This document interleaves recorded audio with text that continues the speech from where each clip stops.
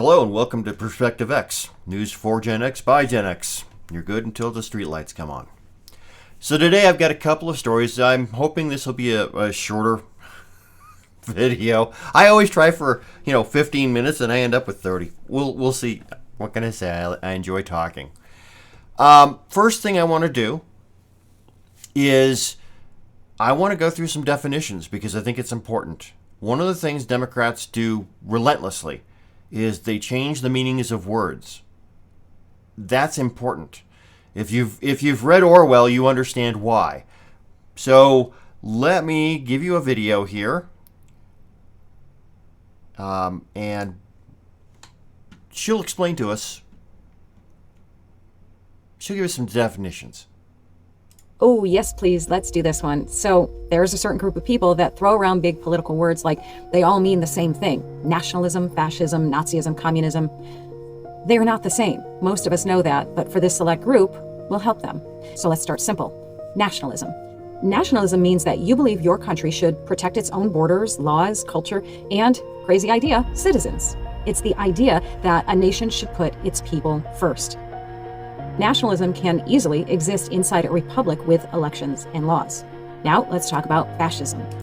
Before we get there, let me just point out that you'll notice that the Democrats used to talk about how the far right were nationalists.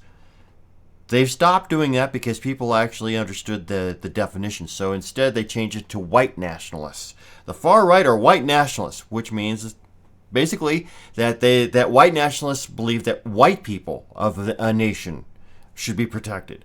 Okay, all right. So they're trying to call us racist, which is funny because the only racists I ever see are Democrats. Let's continue. Fascism is when one leader or ruling party holds most of the power. The opposition is crushed, the media is controlled, and the people, well, they don't get much say at all. Businesses might still exist, but they answer to the state. And the government becomes strong, centralized, and really hard to challenge. As for Nazism...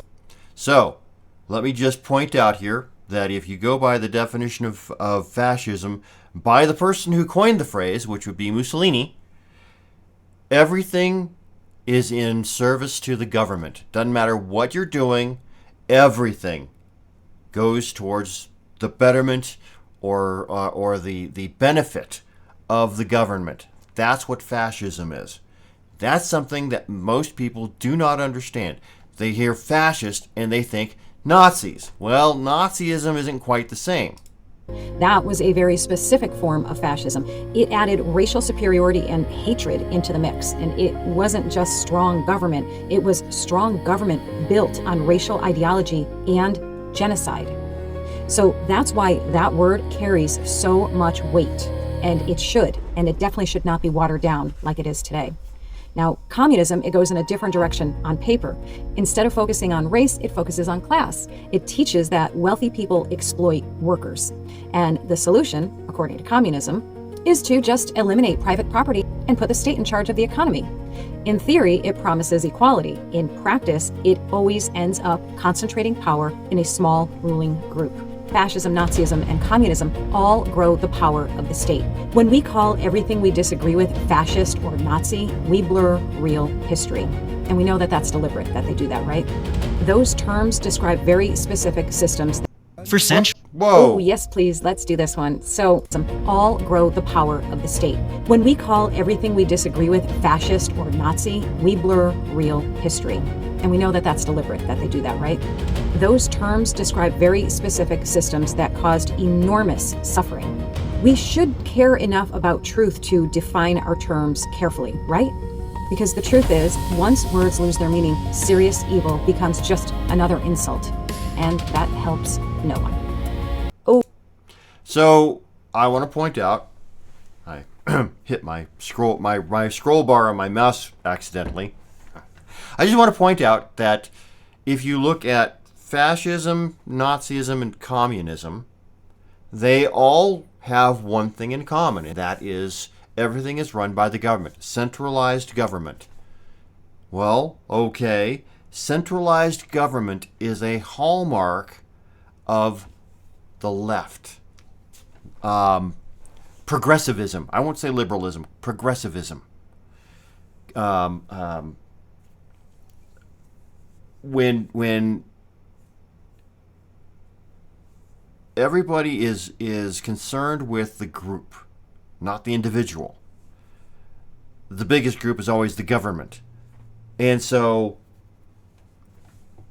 fascism and Nazism, socialism, communism, those are all far left, not far right. Again, the Democrats have been hammering at people for 40 years, trying to get people to believe that Nazism is far right. It is not. Let's face it, what does Nazi stand for? Nazi is an acronym. National German Socialist Party. Socialist. They were socialists. Hitler was a socialist. Far left, not far right. All right, so now we have some definitions.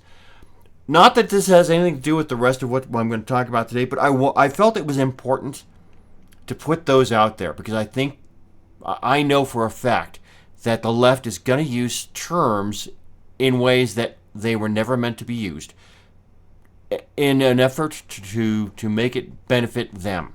And so they call people fascists. They call Trump fascist because everybody knows fascism is bad. Most people, certainly no one under the age of 30, knows what fascism means, what it actually is. We're old enough that our parents lived through World War II. We heard the stories of Nazi Germany. Some of us had uncles who were in World War II, who talked about fighting, the Japanese or the Nazis and the things that they did and the things that later on, the things that they saw. That is past beyond living memory at this point. The people who, with very few exceptions, Trump actually had a World War II veteran at the State of the Union who was 100. Well, how many of those are there? The people who fought in World War II, and a majority of the people who were kids during World War II have all passed. There's very few people now who have any memory of that time. Once it goes out of living memory, now people could start to make it whatever they want because there's no one to correct them. I will also point out there's another problem with centralized government. Do you know why 100 million Chinese starved? It wasn't because they had a famine. It wasn't because they were poor farmers. It was because the government decided that, was it swallows? I think it was swallows or maybe starlings. Starlings. I believe starlings were eating too much grain. And so they put a bounty on starlings. Every starling that you could kill, they paid you money. And so the Chinese did. The Chinese killed every starling. The problem is the starlings were also eating the bugs that were eating the crops. Without anything to eat the bugs ate all the crops. There were no crops, people starved. This is the problem with a centralized government. They don't have a clue how anything works. They just know there's a problem. And you'll notice the solution was the first thing that came to mind. They didn't bother thinking about after effects or side effects or things that would happen if they killed all the starlings. They just said kill all the starlings. Know any other group that thinks that way? Democrats. All right, so let's move on. I talked last week about the bill to legalize prostitution. Well, apparently they don't have the votes for that. And as pointed out by Concern for Colorado, there are probably some Democrats that cannot have this on their records until they are reelected. As we all know, self-preservation is the key in politics. You ever want to know why a politician does what they do? It's self-preservation. They think that it's going to give them power. 2, they think that it's going to get people to vote for them, keep them in office. So, not enough people behind this for some Democrats to vote yes, even though they'd like to. All right. Let's go on to President Trump. In the long run, oil supplies will be dramatically more secure without the threat of Iranian ships, drones, missiles, nuclear menace, or anything. As we continue Operation Epic Fury, we're also focused on keeping energy and oil flowing to the world. And I will not allow a terrorist regime to hold the world hostage and attempt to stop the globe's oil supply. And if Iran does anything to do that, they'll get hit at a much, much harder level. I will take out those targets that were easy and that I mentioned just before. We'll take them out so quickly, they'll never be able to recover, ever. If they want to play that game, they better not play that game. In the long run, oil supplies will be dramatically more secure without the threat of Iranian ships, drones, missiles, nuclear menace, or anything. So the Strait of Hormuz is going to remain safe. We have a lot of Navy ships there. We have the best equipment in the world, inspecting for mines. Again, most of their ships are down at the bottom of the sea, but we will hit them so hard that it will not be possible for them or anybody else helping them to ever recover that section of the world if they do anything. In recent years, the regime and its terror proxies have launched attacks on hundreds of commercial vessels. We're putting an end to all of this threat once and for all, and the result will be lower oil prices, oil and gas prices for American families. We've done that. We've done it. We brought it very low. This was just an excursion into something that had to be done. We're getting very close to finishing that, too. In the meantime, during this brief disruption, the United States is offering political risk insurance to any tankers operating in the Gulf. So we're putting up risk insurance. We'll perhaps go alongside of them for protection. We don't think it'll be necessary if it is. And if they do anything, the price will be incalculable. So I want to point out one thing here. The last thing he talked about was risk insurance. The reason that, because the Navy, the U.S. Navy is over there at the Strait of Hormuz, okay? They're out there in an attempt to protect ships. Because if the strait is, and you know, typically when you hear about something being closed, like the strait being closed, that typically means that they've mined it. No, Iran has not mined anything. They are simply firing drones at any ship that goes through, because the strait is relatively narrow, and the channel that large tankers can use is right there in the center. There are very strict channels that must be used for these large ships, otherwise they'll run aground. And so that makes it for very easy targeting, because the Iranians know exactly how far out they're going to be. They just have to aim to hit the, to hit, left and right to hit the ship, as opposed to hitting in front or behind it. They know exactly what the range is going to be. And range is usually the hardest part of firing at an enemy.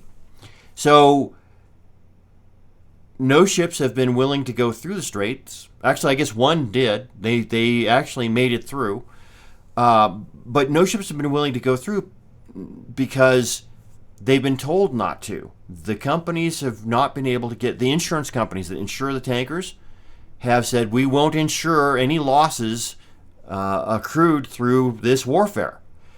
Which makes sense. I mean, the risk is too high for an insurance. Any insurance company that would be willing to take that risk would be paying out a whole lot of money, most likely, or that the assumption is that they would be paying out a whole lot of money, because any ship going through is a massive target, and some of them will be sunk. That would bankrupt insurance companies.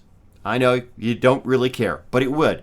It literally would bankrupt the insurance companies. A couple of tankers easily would bankrupt a single insurance company. And I want to say, one or two insurance companies, Lloyd's of London, probably the one that comes most to mind, would be the insurers of these ships. And so without insurance, these ships will refuse to sail. So the fact that Trump is saying, hey, we're going to give you risk insurance. If your ship sails through the strait and it gets hit, we'll pay you. That is massive. This is one of the advantages of having a businessman as president. He understands how business works. Obama, certainly not Biden, but George W. would never have thought of offering insurance. It just would never have occurred to them because they're politicians. They've never had a real job in their lives. They don't know how the world actually works. They only know how things work within their small little sphere. Trump, being a businessman, has dealt with insurance and the lack of the ability to get insurance. I mean, every time he builds a building, he has to get insurance, not just for the workers, but insurance that the building will be completed on time. If he doesn't complete building the building on time, the insurance pays out. So he is familiar with how insurance works and the fact that it's the insurance companies that are keeping these ships docked. Not that they're any safer at dock.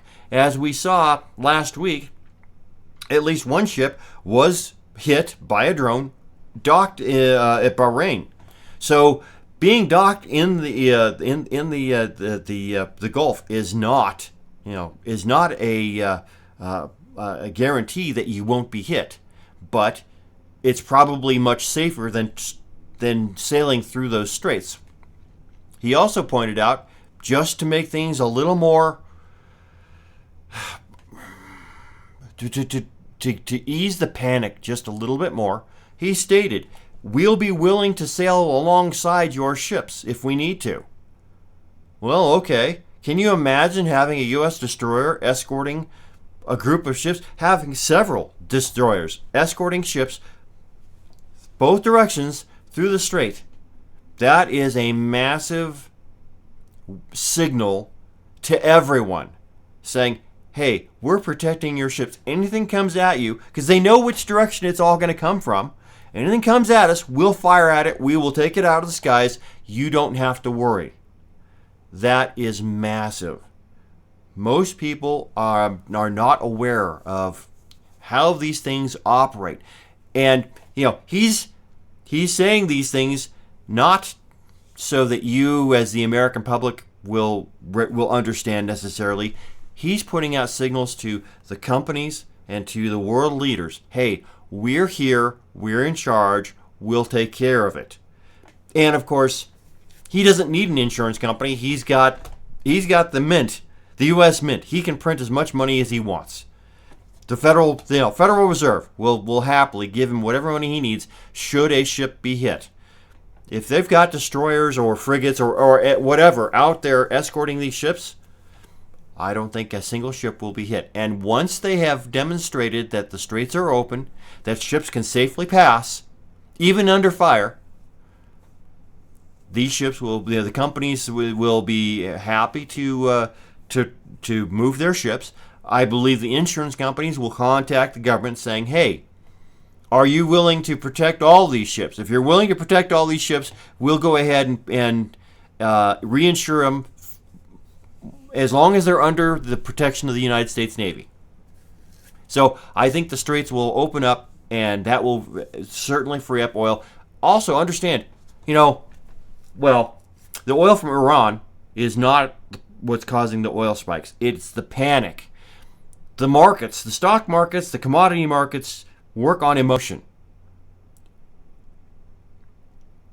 A person who can look at the charts and recognize the emotional aspect of what's going on, because the charts will absolutely tell you what's about to happen.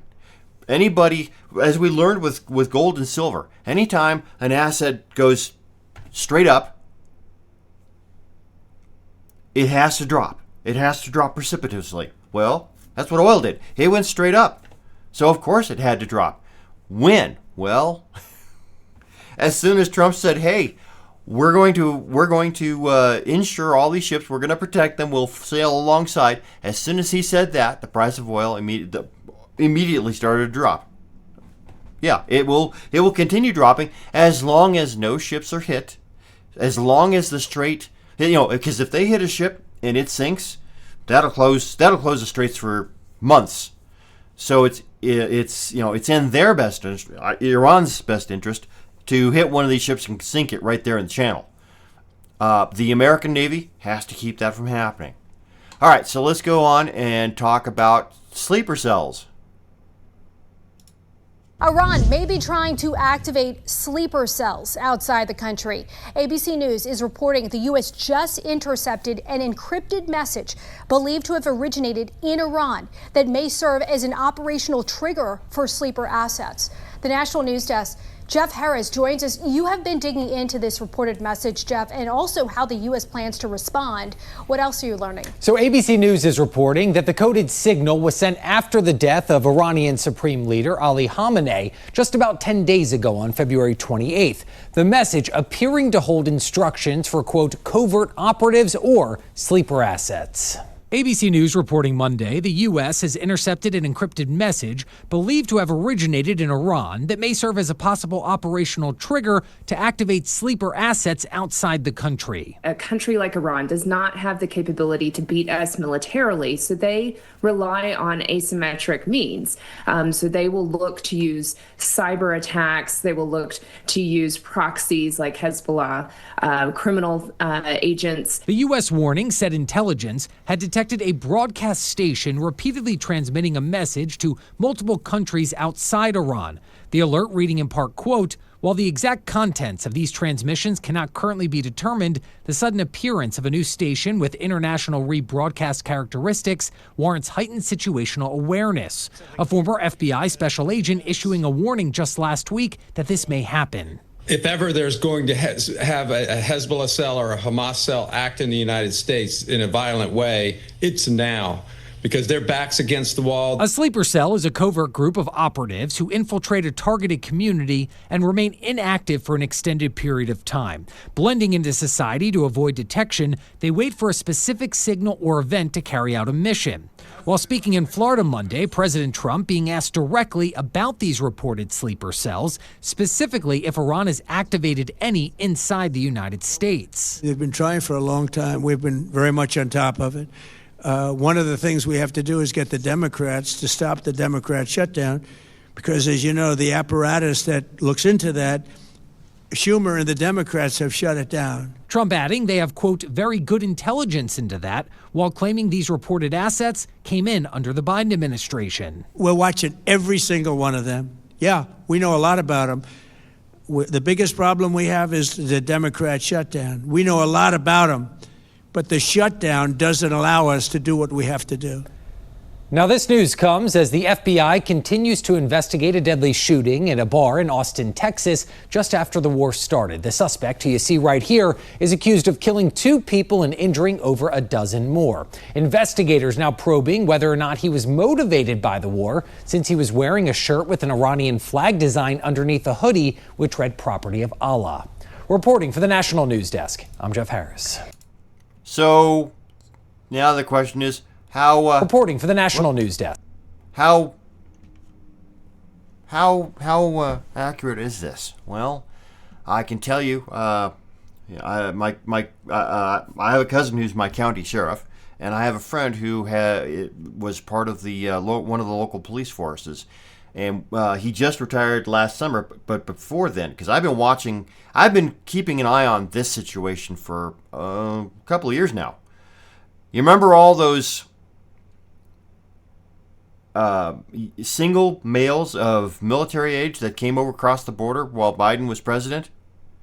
Well, we know that quite a few of them were here to cause trouble.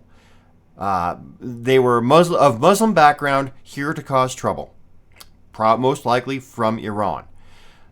This gentleman here is a former cop, and he runs security for his local church, because his belief is that churches are what is most likely to be the targeted.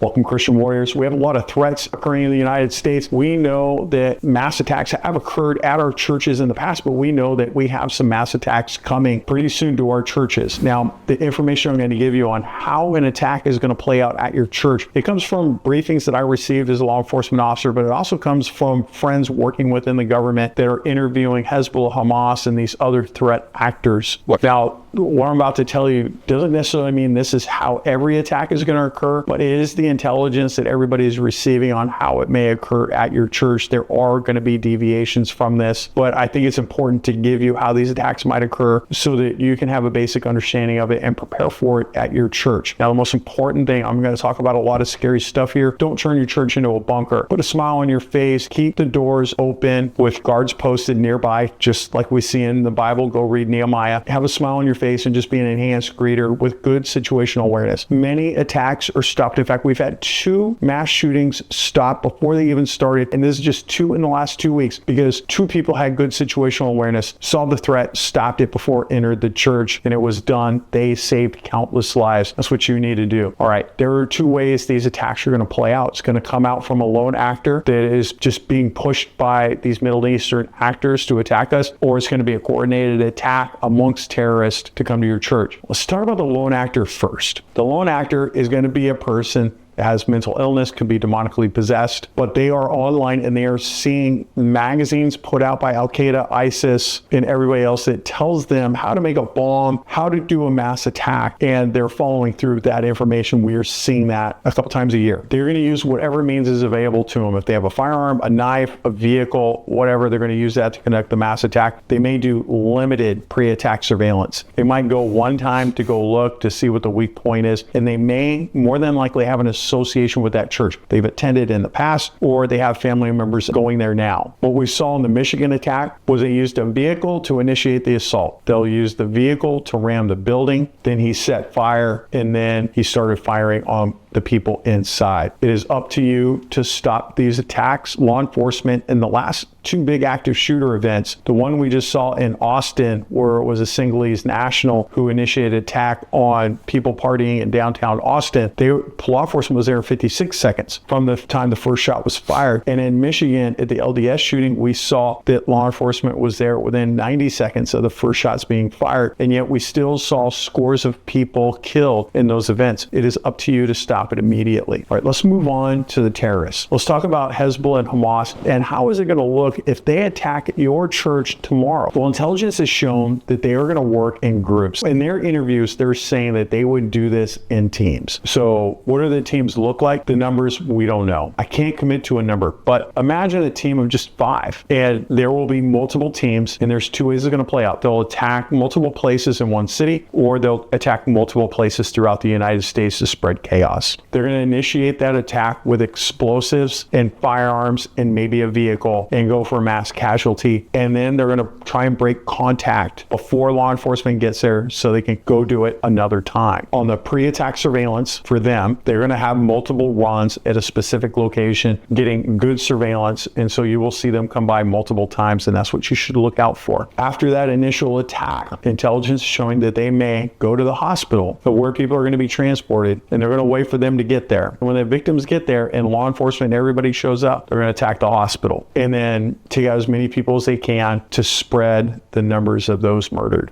Now, if they choose to do multiple teams in one city, it is going to quickly overcome law enforcement in that area. They're only equipped to handle one active shooter at a time. If you had 5 to 10 churches all at one time, or 5 to 10 locations, it don't have to be all a church. It could just be 1 or 2 churches and then other locations throughout the city. Law enforcement is going to be overcome, and there are going to be times that they cannot go to other active shooters to stop them. So what I have done, because I have training from like 30 years in law enforcement, plus 8 years in the military, I have some great training. So I carry kit in my car. I carry a rifle. I carry body armor. I have a plate carrier. I have police placards on it. I suggest that if you were never police, that you just put C. So I'm going to stop there because he goes into what he does and how he's doing it. I let it play that far because he's got some very good actionable information. So what he's saying is that they're going to work as lone wolves like the guy in Austin or as teams. So you remember the guy who threw the explosives in New York City the other day? That wasn't a lone wolf. Lone Wolf. That was a team. He had one guy behind him who had another explosive that he ran back to get to so he could light it. But the other thing is that the explosives that they used in those IEDs it takes time to make. It's not something you can just whip up. It might take a day to create it. So chances are those two are part of are a single team or working with others in because they're from I think you said Pennsylvania.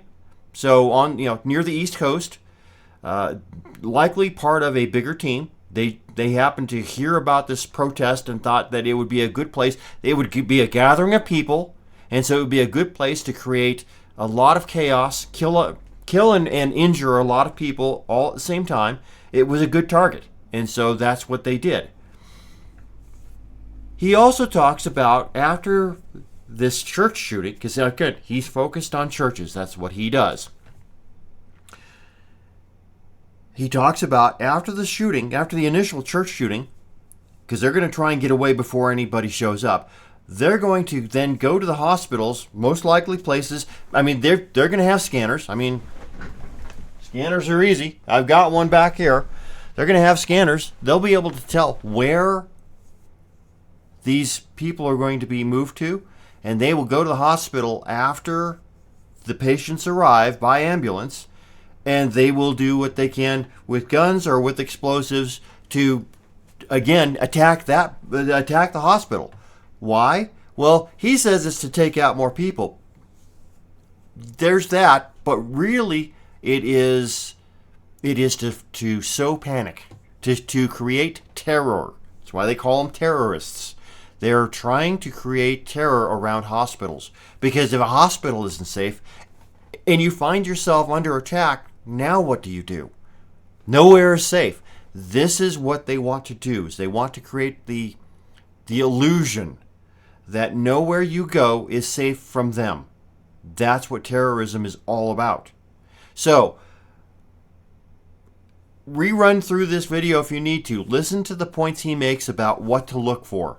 Because no matter where you're at, no matter what's going on, you should have your head on a swivel. At this point, we are under attack. And it's going to be citizens who are going to be the first ones to notice. Sometimes it's really easy to notice when the same car keeps going up and down the street over and over and over again. Especially if it's somewhere where a large gathering of people normally occurs. Churches, synagogues, stadiums, venues where sports events or concerts are happening. Those are going to be their main targets. They want to take out as many, especially with bombs. They want to take out as many people at once as possible. They want to create a feeling of terror. So keep your eyes open. Be aware, situational awareness. Always be aware of what's going on around you. I go for a 4-mile walk every morning. I've got earbuds in my ears. The music is not so loud that I can't hear what's going on around me, and I am constantly scanning to see what's going on. Because I'm not necessarily just in my neighborhood. I go into more, I won't say industrial, but places where there are businesses. Do I think that any of them is going to be attacked by terrorists? No. But I practice. I practice to the point where it becomes habit. Because once it becomes habit, you start to notice things all over the place.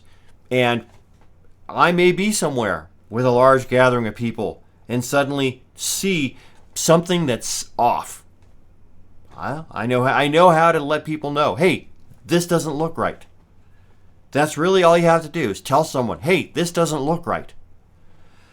Let them figure out let the people who are running the venue figure out what's going on and what to do next. Anyway, that's what I've got for you. And I think it was full of information. I have run way over my usual time, but I think it was good information worth having and worth disseminating. And so I want to make sure I can get as much of this information out to the public as possible so that you can do your part for your own safety, because that's really what this is about, is keeping you safe. Until tomorrow, I'll talk to you later.